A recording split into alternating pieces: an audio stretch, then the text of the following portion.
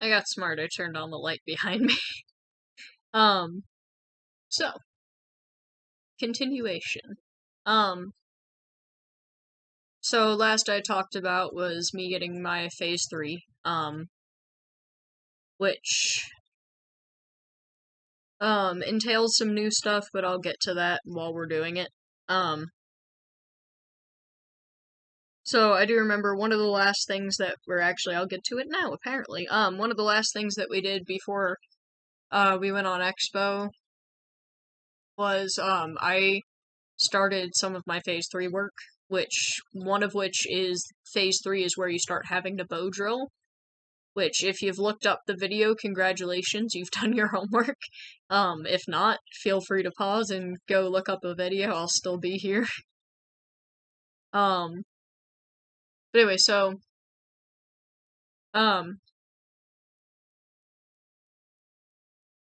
if you're curious why I pause like that so much, one of the things with PTSD is brain fog, which makes it very hard to concentrate on what I'm saying, especially considering there's so much stuff happening on screen, like there's a timer in the corner and a little thing a blue thing up in the very top corner that goes up and down depending on when I'm talking and how loud I'm talking.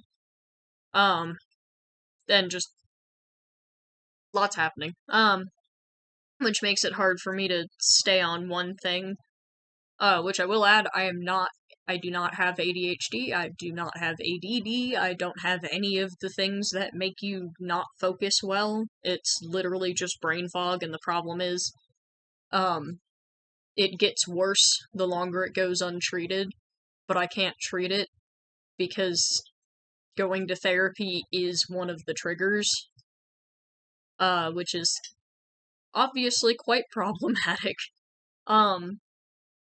So, anyway, one of the things that we did was, I started my level work involving bow drilling. And, so one of the things that you need for bow drilling is you need a fire bow, which is just a slightly curved stick that you tie a string to, let me get on screen, one end, and then you tie another string to the other end, and you, saw real fast back and forth with a spindle onto another, a fireboard, which has, long story short, you're kind of drilling a hole into the board, which is why it's called bow drilling. And through doing that, you can start a fire, if you do it right. Which it doesn't, it's not like the board bursts into flames and that's how you get your fire. You have a little notch cut in it so that if you create a coal, which will be essentially due to the pressure, it becomes hot and solidifies to some... I keep gesturing off camera, I gotta move this. There's my fish tank in the corner. Woo. But you end up with, a little tiny, coal, and it's just really hot. And, you can then, kind of knock it into a tinder bundle gently and blow it up like that, which I've very rarely seen successfully done, because it takes so much goddamn effort. By the time you're done with it, your arm's a noodle anyway. So, I figured the easiest thing to do would be to find the actual bow initially. So, what we usually made our bows out of was the rhododendron that I mentioned earlier, because it is a very strong wood, and it's unlikely that you will break it. So, I got to use one of the tools, which the way that you pass tools back and forth, which you only start needing the tools once you start bow drilling. So the way that you pass the tools back and forth is you look the staff in the eyes and you go, and the staff goes, here is, in this case, a saw. So here is a saw. And you take it and you go, thank you for the saw. Right? And if you have to pass it between multiple students, so if I wanted to pass it to somebody else, I would turn and do exactly the same exchange, except you have to have a staff watch it, because then that way whichever staff is in charge of the tools knows where all of the tools are, which, important. And,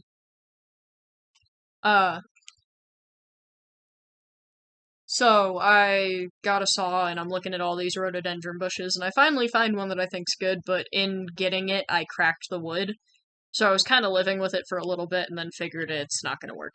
So, threw that one out. We end up going on Expo. And this time we are hiking in the Blue Ridge Mountains somewhere. Still don't know where. This was the furthest we ever were from actual civilization, and let me tell you, during these hikes, you don't see another living being. Like, you see your group and that's it. Like, it was surprising one time we were there that we saw a car. It was wild. So basically, you turn up, they kind of throw you out on the side of the road, and it's like near some houses and shit, but it's a trail that goes really deep into the woods. Which is comical to me that it's just like, here's a house and another house, and you go in between these houses, and you're just kind of, you hike a little bit, and you're really deep in the woods, and nobody knows where you are anymore. Which we got a late start that day for whatever reason. So we wound up sleeping in like what looked like a place where you'd set up like shooting stuff. It was just like mostly sand and stuff. And then so we just did our normal shit, like we had a fire that night and cooked dinner and did all of our typical things. And during that night, all of a sudden we hear a sound like a vehicle approaching. So obviously we're now all pretty much awake and we're sitting up like, what's going on? And the front of the tents have like a mesh screen sometimes that you can look through, or it might have just been open. I forget what was going on. But either the tent was open or there was a screen. And so we're just kind of looking out like what's going on. And there's like all of a sudden there's a dude on a four-wheeler with his headlights facing right at us, which was wonderful. Like, thank you. If you hadn't woken us up by approaching, now we're awake. And we hear like a little bit of the conversation, and I can't understand what's being said, so finally the guys leave, and I turn to another student. I'm like, did you hear what they said? And the girl's like, I think it was something about, like, fire? And we were like, that can't be good. So the next day we woke up, and obviously the first thing we asked the staff was like, what was that? And the staff were like, yeah, it was, they said that, like, somebody near here called for, like, fire people, and that's all we've got. Which they do have a little GPS thing that they use, and they figure that somebody must have accidentally, like, rolled over onto it or sat on it or something and accidentally pressed the fire button, which would summon the fire department. And so the fire department showed up once, which was great. We were all like, damn, we should have told them what was going on. They might have saved us. But so we carry on with our normal stuff. We got a couple of, these are the campsites that I start to remember really well, because both this expo and the next expo we were there, and we named all of the sites, so that way it was easier for us to talk about one. Like, say for instance, I left something at one of the sites, like, I want to be able to talk to people and be like, oh yeah, I left it at Ridgeline, which is actually the first site.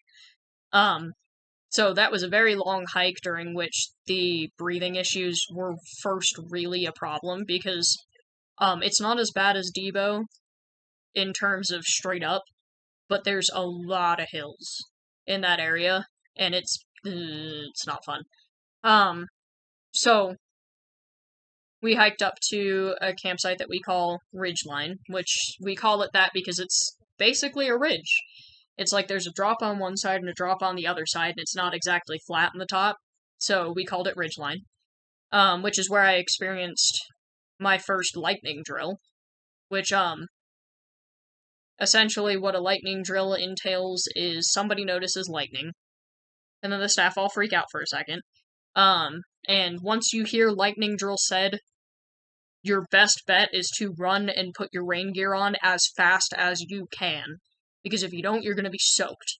Because what a lightning drill entails is you get, we have these mats that we use, like, they're like this thick, and you sleep on that instead of directly on the floor of the tent. And they have plastic around them, which I was like, okay, that would make sense, because that way the rain won't get you. And they were like, yeah, it's less for the rain and more if somebody, like, pees themselves. And I was like, oh, that's gonna be something I have to worry about? Yay. So lightning drill happens, and I'm like, oh, fuck. So we all scramble to put our stuff on.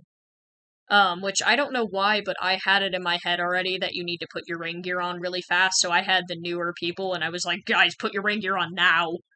And so we all get our rain gear on, and then you spread out, and you sit on that little mat, which I guess has some sort of rubber in it, and you sit on the mat, and you have your feet planted on the ground in front of you, and you hang out, like, distanced away from each other until the lightning drill's over, which I don't honestly think that would do anything.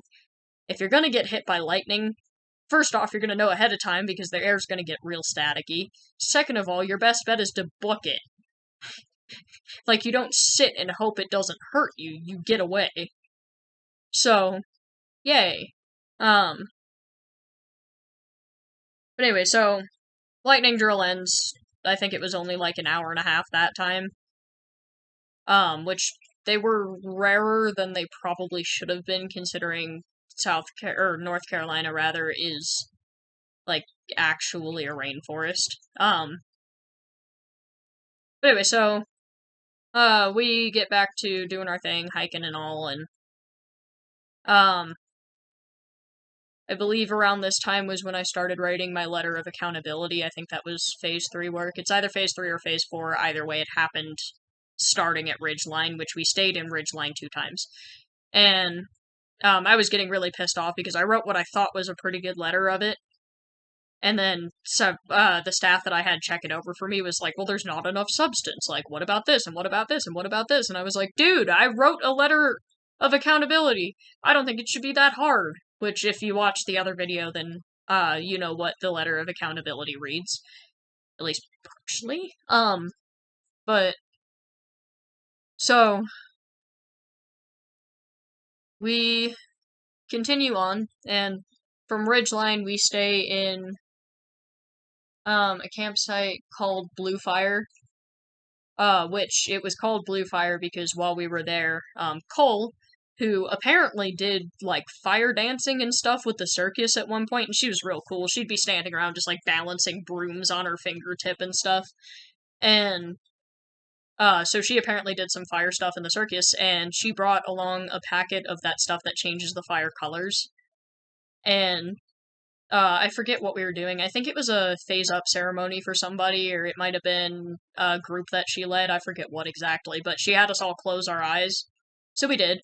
And while we had our eyes closed, she real quick dumped it on the fire. And then she was like, okay, open. And we opened, and the fire's blue. And we were like, what? And then the next morning when we woke up, we started another fire, and it was blue again. And we were like, oh my god. And every once in a while when we were there, it would just suddenly be just faintly blue tinted. Which I guess that stuff takes a long time to burn off, but it was very, very entertaining to just suddenly have blue. Like, it would be suddenly a section of the fire properly lights up that wasn't before, and that part's still blue. So that was fun. And, so after that one, we hiked down to a campsite called Fairy Forest, which I call it, or we call it that, because the first words out of my mouth when we got there were, it looks like a fairy forest. Which Fairy Forest has the best water run because it's within, like, 30 seconds of camp.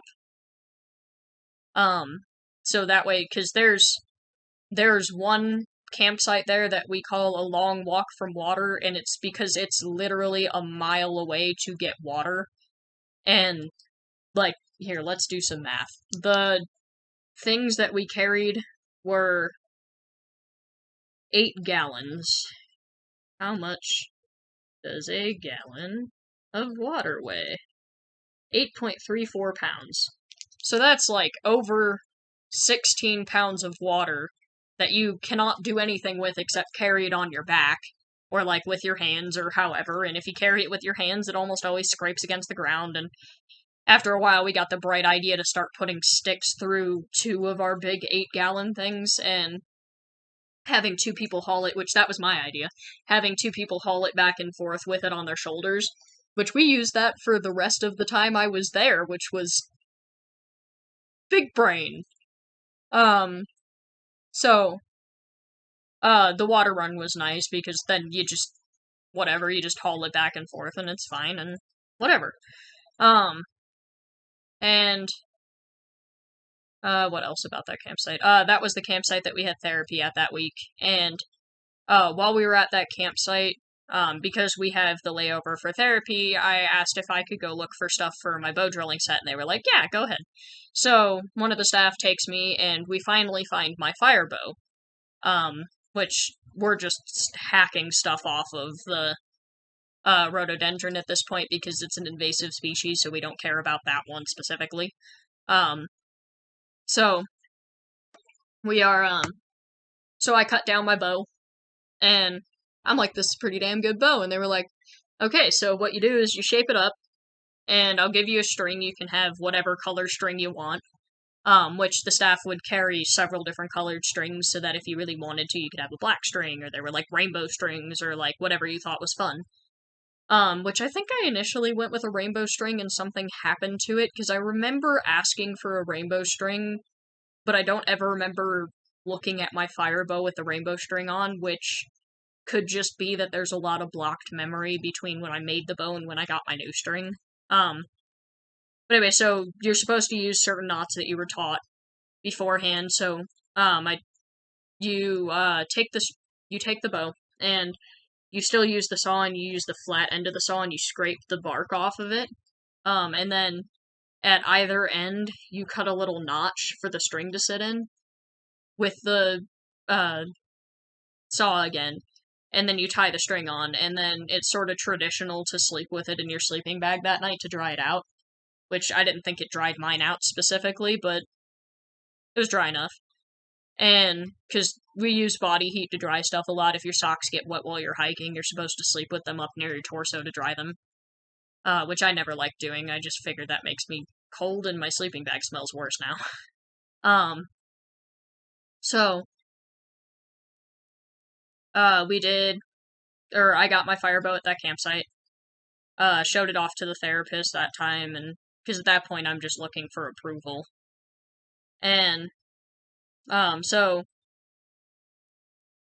we make the fire bow, and now I don't have a board, but I go around and I get some spindles, and I make the spindles, which they're supposed to be pointy at one end, which goes into your top rock, which is how you keep it still. You drill a little hole in it to put the spindle in.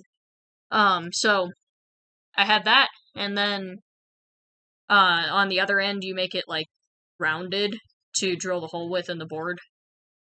And how you properly get started is you use the same rock that, like, you have a rock, and then you have another rock, and you drill a hole in the big rock with the smaller pointy rock. And so I would use then you use your pointy rock, which this is the point where everybody starts carrying rocks around in their pockets. Like, if you lose your drill rock, most of the time you can ask somebody, hey, do you have a good pointy rock? And they'll just be like, oh yeah, pocket here. Like, just give it back. And half the time people are like, I don't even care if you give it back, it's just a pointy rock, I got 10 more. So, that's when you start carrying rocks around in your pockets, which I still carry rocks around in my pockets. And, so, then you would drill a little hole in the wood of the board, and that would be your starting spot. And, so I didn't have a board yet, but I made my spindle, and I found a rock to use as my top rock, which took me until next expo. No, until next time we were on base to drill a good hole in. Because I kept using duller rocks than they should have been. And I also chose a river rock, which are the hardest to drill into, because for some reason, something to do with the water compressing them and running over them, it makes them harder. So I picked a bad rock, but whatever. And, you know what, actually, I think I have a video of me bow drilling. If I have a video of me bow drilling, we are watching the video of me blah, blah, blah, blah. Have that. Let's see.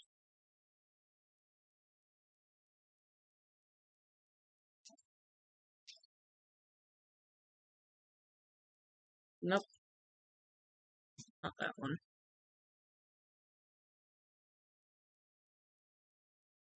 Oh, here we go. So this will be literally me at the time period. I one of the staff filmed a video of me at Sky Valley, bow drilling to send to parentals. So.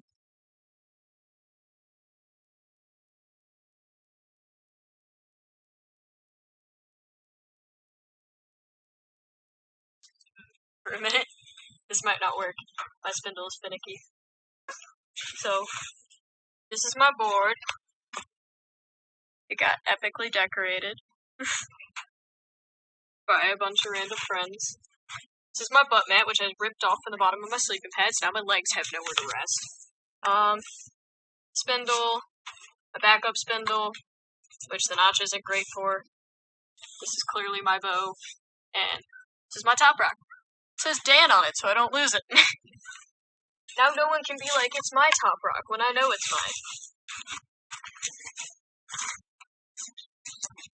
If I bust, I'm gonna be so happy. So, I very much doubt that I will bust in this video, but I will try.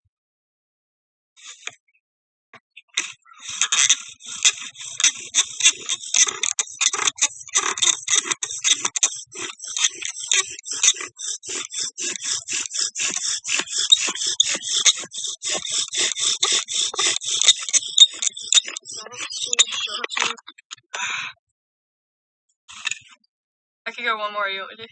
Yeah, go for it. And the lovely Devore is filming. Alright, one more go.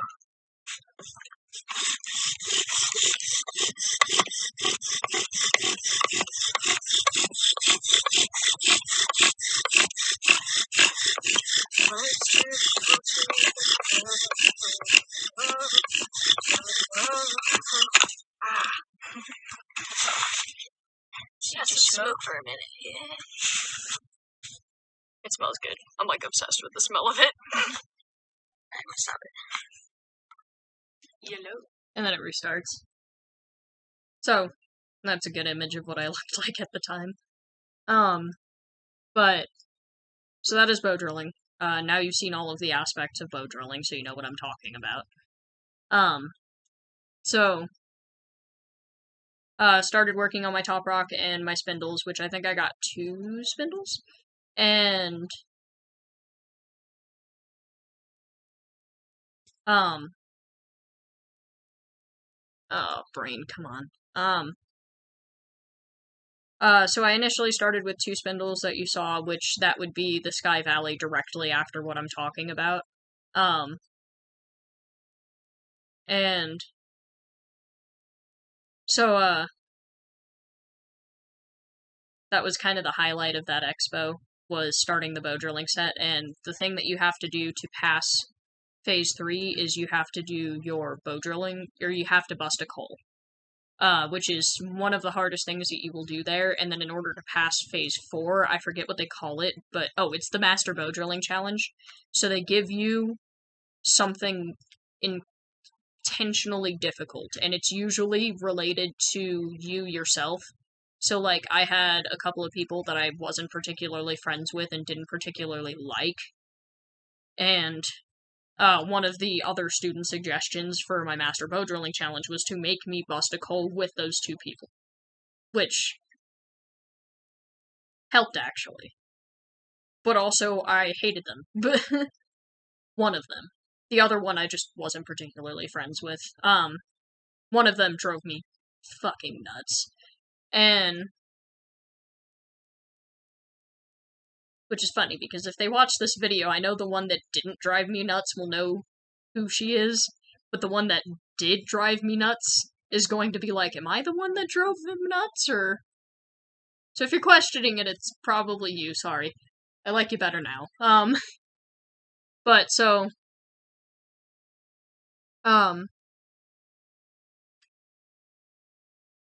From there, we hiked around. We took a sort of crazy route that time, and wound up in different locations that we never did hike through again.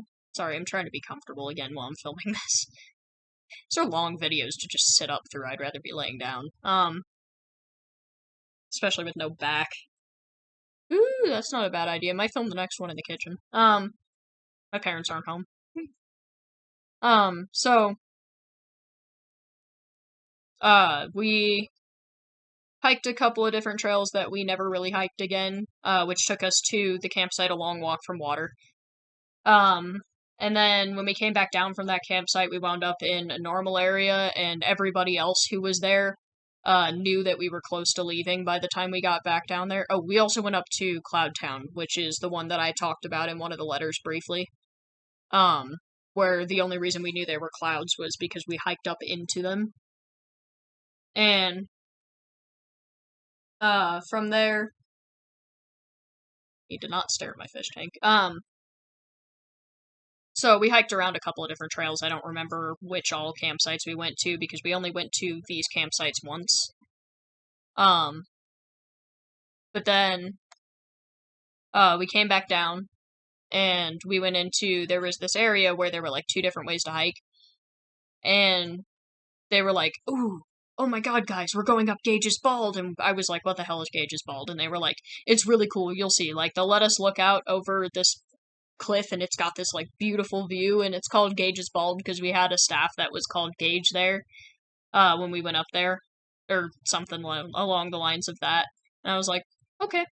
So I'm prepared to do that. And they're like, yeah, it's kind of a shitty hike, but it's like, it's worth it. And I was like, would you say it's near Debo levels? And they were like, not quite Debo, but getting there. And I was like, oh man.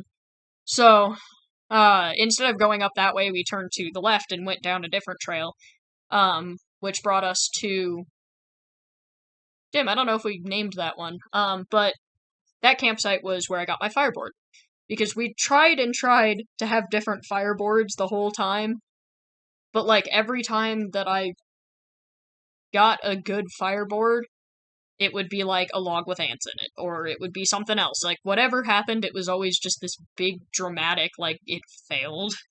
So I could never find a good fireboard until finally we were at the campsite, and I was like, which you're supposed to, certain woods work with each other, but others don't. And certain woods work for bow drilling and others don't, so, like, you can't bow drill with birch because it's too light of a wood. So it doesn't burn quite the same way, and it won't make an ember like that, but you can with juniper and cedar and pine.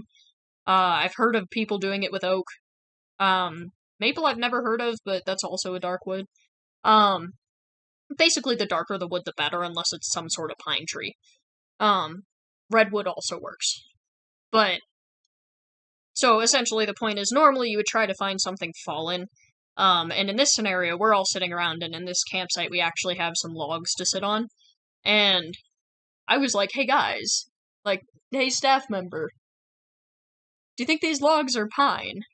And the staff member was like, yeah, they look like pine. And I was like, can I saw the edge off of one of these to use as a bow drilling board? And they were like, I don't see why not. So I got my bow drilling board by literally cutting the edge off of essentially the closest thing we have to a chair. And it took me probably 4 or 5 hours of just sawing away at the stupid thing to finally get it off.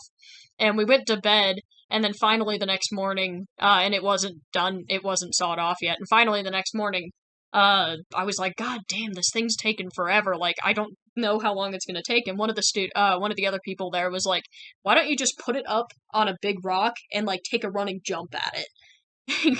And at this point, I just want my fucking fireboard, so I'm like, okay, sounds like a good idea. So I prop it up and I take a pretty good running jump at it, and absolutely nothing happens. I fall over and probably almost break something, and it did not work.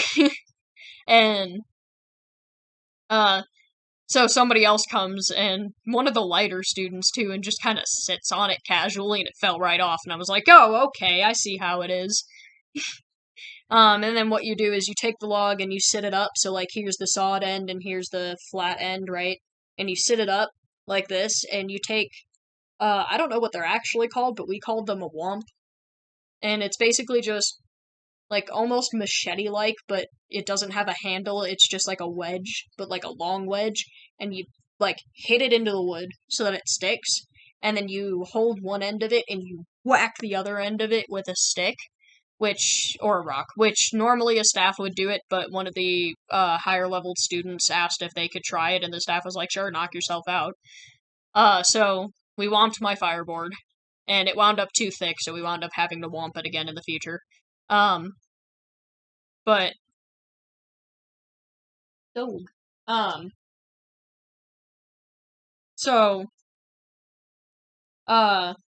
finally got my fireboard, and had not finished my top rock yet, so the rest of that expo was basically just me sitting around like at the top rock, until finally we packed up from that campsite, which we had therapy at that campsite too, and one of the things that I did to be funny was they took 3 pictures weekly for our parents, and it was on the same day as therapy. The therapist would be like, here's my phone, go take pictures, and so they took their 3 pictures of me, and to be funny, I had my cup, because I was eating breakfast when they were like, come take pictures, and I was like, but I want to finish breakfast, and they were like, come take pictures, and I was like, I'm bringing my breakfast, and they were like, okay.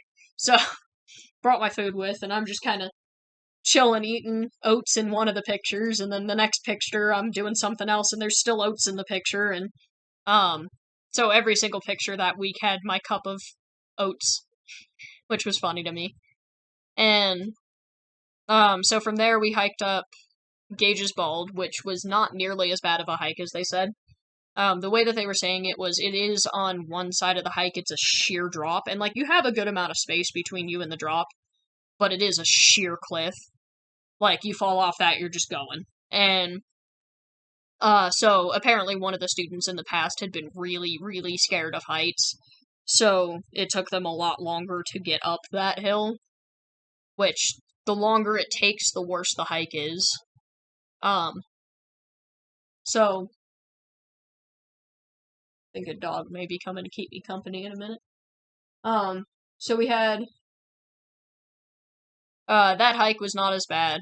We went up to set up camp, and I guess somebody was in the campsite because they were like, everybody drop your packs here, we're gonna go get water, and I was like, okay. And I guess during that period, they talked whoever was there into moving sites, because we have a big group, so we can only fit in some of the sites. And, so, which none of these were, like, campsites, they were all primitive sites. The best we got was a fire pit, the rest of it was all stuff that you had to set up yourself. Oh, what do I keep seeing? But anyway, so, we set up camp, and, the next morning they were like, okay, if you can get camp taken down in X amount of time, we'll go look at Gage's Bald, right? So, we're in the process of getting everything packed up, and during this period, Shelby and I had grown very close, like, romantically at this point, and, so during that expo, I'd actually gotten, like, snuck behind a tent while we were setting it up and, like, looked around real quick and kissed her, and from that point forward, we tried to sleep in the same sleeping bag, facing the same direction, because it would be person with their head, where's my hand? With their head facing up, and then person facing down, and then person facing up, and then person facing down. So, we did, so we would try to get the 2 spots facing upward, like, away from the opening of the tent, and, we'd sleep holding hands, like, around whoever's legs, which was nice, because that was the most physical contact we'd had in ages. And, so, Shelby and I were a thing, and then, so we managed to pack camp up in enough time, and we went down. Oh, I was supposed to start with the scary stories. Actually that works out, because they were told to us around this campsite. So there's 2 different scary stories that were kind of our main ones there. And there's the Flute Lady and the Parkway Creeper. The Flute Lady is less scary than the Parkway Creeper, but I'll tell her story because she might kill me if I don't. So essentially the Flute Lady's story is, there was this woman who really, really loved the animals, and she knew how to play the flute, so she'd go out into the woods and play the flute for all the animals, and they all trusted her and knew that she wasn't going to hurt them. So, they'd all come hang out right around her and listen to her play the flute, and she wouldn't disturb them, and they wouldn't disturb her. They were all just there to play and listen to the flute. And then one day, some hunters were coming through the woods and didn't see her among all the animals. They just figured it was a nice congregation to shoot at. So they start shooting at the animals, and they hit her, and she died. And they didn't even know until they went there and found her body and were like, oh crap. And it's fuzzy what exactly they did with the body, but I suspect they hid it to try and avoid trouble. And so, what happens is she ends up coming back from the dead.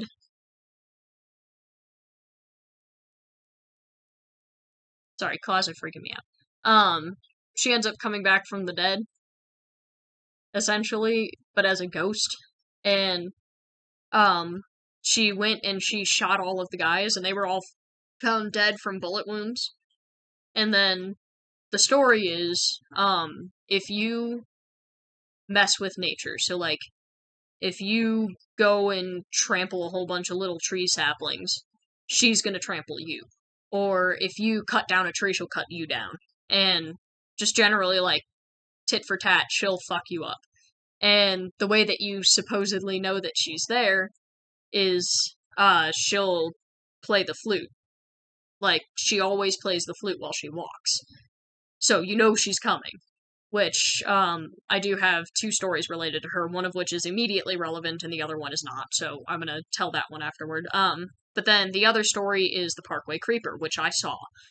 And so the story is actually specifically a Trails scary story, and I don't know about the Flute Lady, but this one is. And so what it was one of the groups was up hiking in the area, in Parkway, which is what we called it. Oh, Blue Ridge Parkway, that's what it's called. But we called the area Parkway. So there was a group that was up hiking in Parkway, and,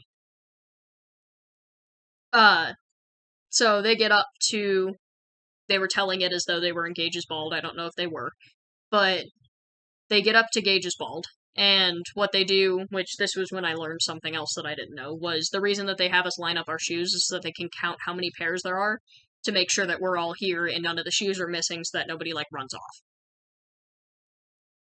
Oh, come on, Paranoia, I'm trying to tell a story. But anyway, so, they get everybody in bed and everything's fine, and, it's one of the boys' groups, so there's 2 male staff and 1 female staff. And the female staff, goes out to count the boots, and there should be 11 pairs, and she counts them, and she gets 12. And she's like, that's weird. There should only be 11. So she counts again, and there's still 12. And she's like very confused. So she counts one more time, and when she hits the 12th pair, she happens to look up, and there's a man standing in them.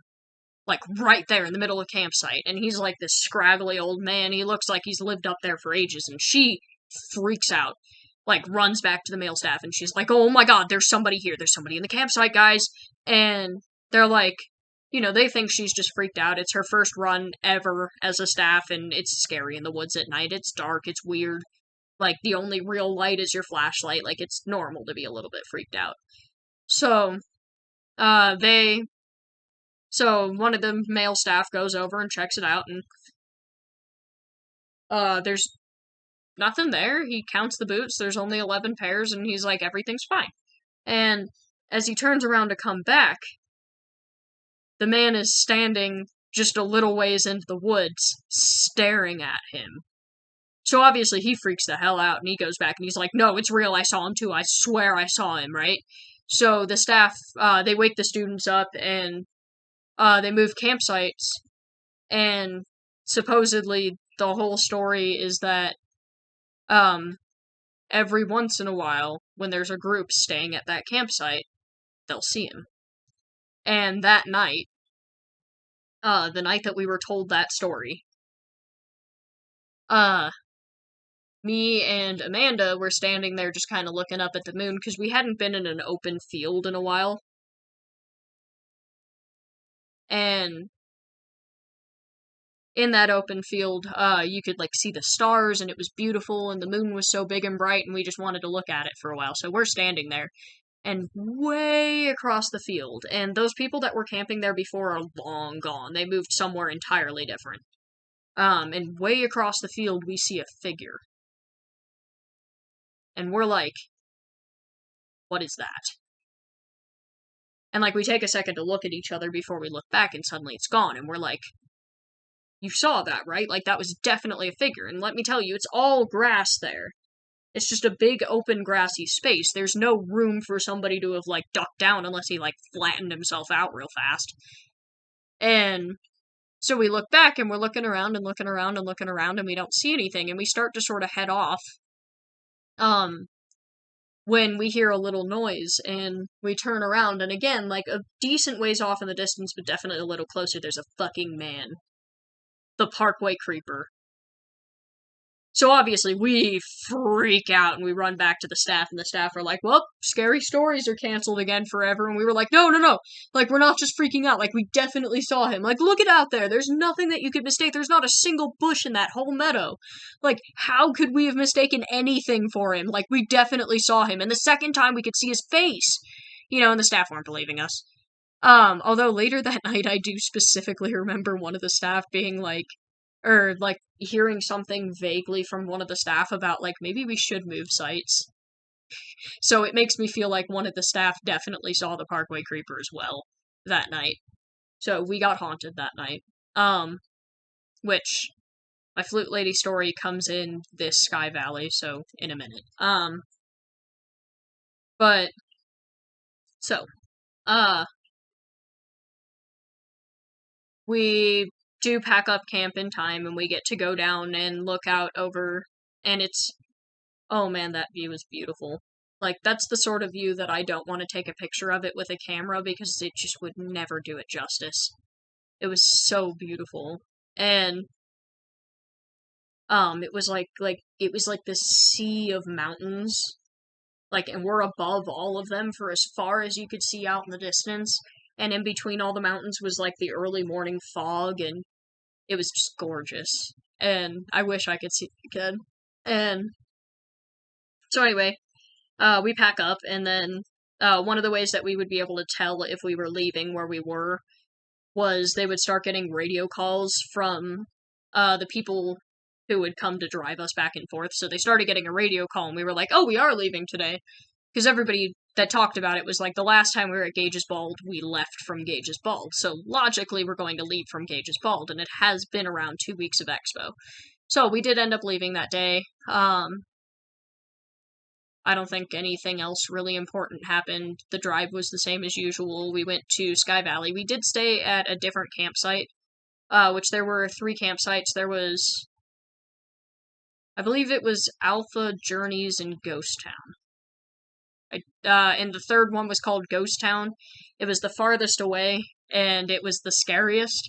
There was, like, literally, like, a Ouija board that was there, and it was, like, made out of, like, mud and rocks and stuff, and it was, like, freaky, and, supposedly the whole place was haunted.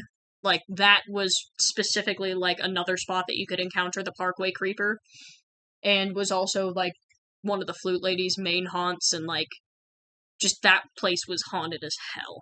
And so this time we wound up staying in Journeys, I'm pretty sure. Which I like Journeys because it is the closest to like, it's the closest to Science Steve's. Which we go that way a lot. Which I think I may end this video soon, but I think y'all deserve my Flute Lady story if you've watched this far, and this is entirely true. Before I say this, I swear on Libby. You can have her. If I'm lying and you can prove that I'm lying, you can have her. Because I'm not lying. But, so, I woke up in the middle of the night, and we were at Sky Valley in the yurts, and I've been sleeping on the floor and everything, and I really have to pee. So, I wake up, and I forget who's on bathroom duty, but one of the staff was up with a flashlight anyway, and I was like, "Are you on bathroom duty?" And she was like, "No, but I'm awake, so who cares?" So I go out of the area, and she's like, "Just sing pretty loudly, so I know you're still there." And I'm like, "Yep, gotcha." So, what we usually do is we just go around the side, and it's thin walls anyway, it's literally fabric, so it's not like it's hard to hear through. And these videos might turn into my slow descent into madness, jeez. But anyway, so, I go outside, and, she was like, she was joking around, like, the night before they'd been joking around, like, "We're bored of everybody singing their ABCs while they're in the bathroom. Sing something else." So, of course, we all start singing Twinkle, Twinkle, Little Star. So I'm just sitting there, twinkle, twinkle, little star. And all of a sudden I start hearing a sound off in the distance. So I start singing just a little bit quieter so I can hear the sound over myself. And it's getting a little bit closer and closer, and I realize it's fucking flute music. And it's getting so much closer. And I was like, oh no. Like, oh no. Cole isn't even here. It's not Cole. Somebody is playing the flute, and there's no way. And it was like often there was directions that led back to actual camp, like areas where people were, because Sky Valley was also a boys RTC, residential treatment center. So like it wasn't in the direction of where people were. It was like off into the deep woods. And I was like, what the fuck is that? So I'm freaking the fuck out. Now I'm peeing real fast because I'm like, oh man. Like, I don't want to have to come back out here in a minute, but like, I do not want to be out here any longer than I've already been. And it's just getting closer and closer and closer. And it's like, it's close enough that I feel like it should be visible by now. Because there's not like, North Carolina, especially the areas that we were, there weren't too much underbrush because the trees took up so much of the sunlight. So like, I can see fairly deep into the woods. And there's nothing. There's nothing there. But I am definitely hearing flute music. Like, 100% definitely flute music. It wasn't the wind, it wasn't anything else. It was flute music. Like, Native American flute music. And I was like, oh my god. So, I hurry up real fast and I, like, slam my way back into the cabin and, like, run toward the staff. And they're like, what? And I'm like, there's the flute lady's outside. The flute lady is outside right now and she's gonna pee on me because I was peeing on the ground and she's out there, man. I heard her.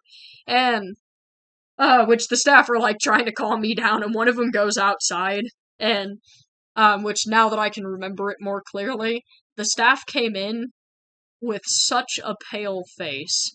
So, like, I am positive that they heard it too. They just didn't want to freak me out by confirming my fear. So, that is the story of how the flute lady almost got me.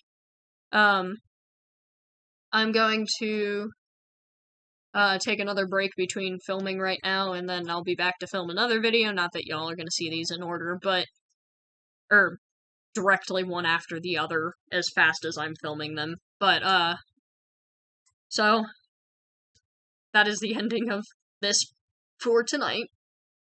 Or at least for right this minute.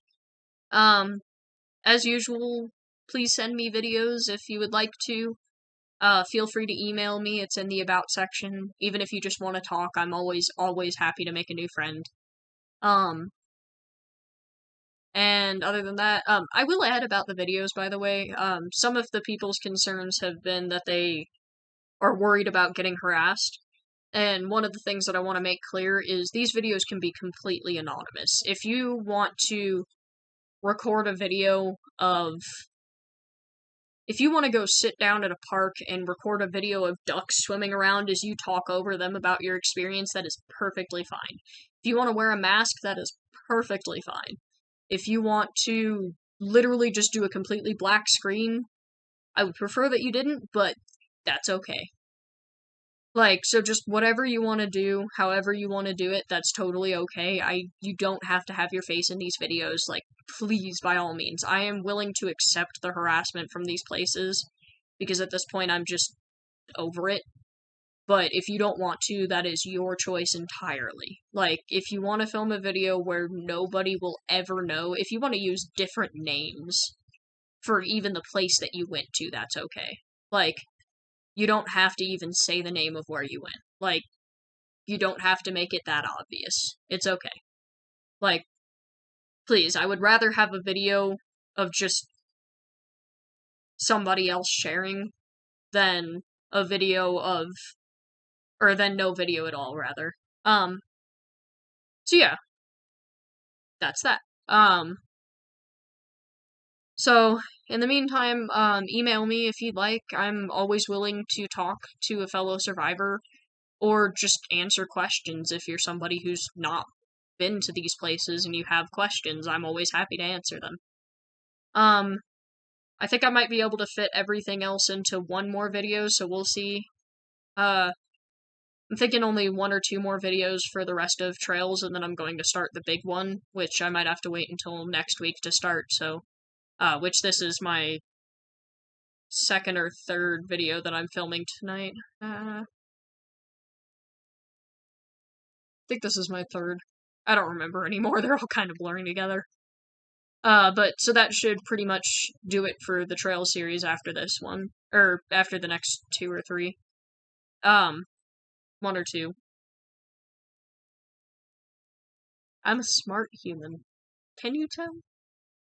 Very put together. I always remember everything. I'm also very sarcastic. So anyway, in the meantime, thank you for watching if you've gotten this far. It makes me happy that anybody's watching at all, let alone, like, 50-something views on my first video and 40-something on, another one after that. I'm doing way better than I thought I would be, so thank you. And, well, I will see you in the next video.